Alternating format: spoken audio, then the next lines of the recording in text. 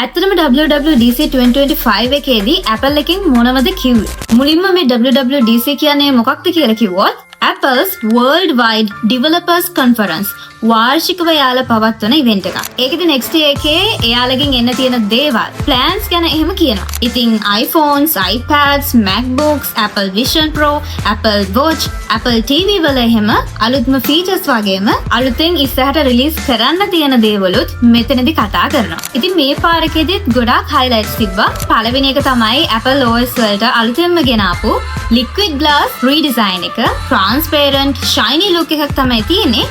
මේක නම් Vision Pro එකේ inspiration එකක් කියලා තමයි කියන්නේ. macOS Tahoe recentම macOS release එකෙත් මේ feature එක තියෙනවා. ඊළඟට OS වලට ගෙන ආපු version number එක. calendar year එකට match වෙන තමයි දැන් OS එහෙම නම් කරන්නේ. example එකක් විදිහට කිව්වොත් ලබන අවුරුද්දේවට iOS 26.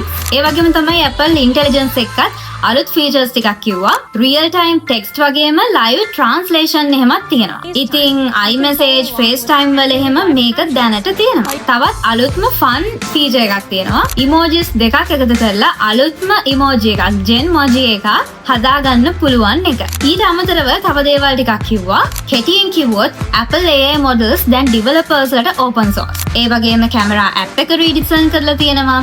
call screening, group feature එකක් එක්ක අලුත්ම gaming hub එකක් ගැන, Apple TV Karaoke, Apple Watch එකේ wrist flick gesture එක ගැන, Apple Watch එකේම workouts tracking එක enhance කරපු ගැන වගේ අලුත්ම දේවල් ගොඩක් මෙතනදී කියලා තියෙනවා. ඉතින් මං හිතන්නේ Apple users වලට නම් මේ updates ටික මාරම interesting ඇති. ඉතින් ඔයා එහෙම කෙනෙක් නම් ඔයා මේවයින් කැමතිම වුණ coolම feature එක මොකක්ද? ඉතින් ඒ මොකක්ද කියන එක වගේම ඔයාට මේ දේවල් ගැන තියෙන අදහසක් අපිට comment කරන්න.